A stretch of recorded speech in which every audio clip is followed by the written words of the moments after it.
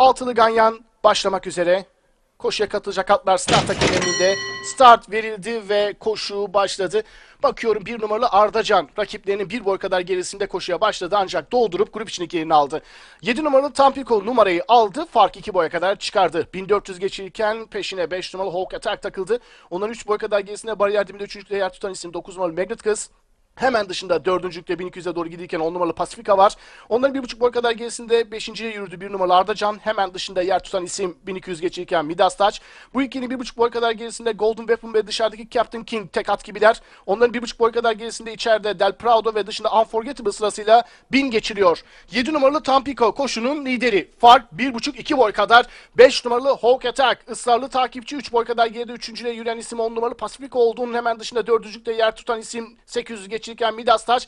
Bariyer dibinde Magnet Kız yerini kaybetmemeye çalışıyor. Bu ikinin 1,5 boy kadar gerisinde 6.'da sokuldu. 2 numaralı Captain King 1,5 boy kadar geride Ardacan hemen dışında. Golden Weapon onların dışında 600 geçirirken Del Prado 3 boy kadar geride grubun son sırasında Unforgettable şeklinde viraj dönülüyor.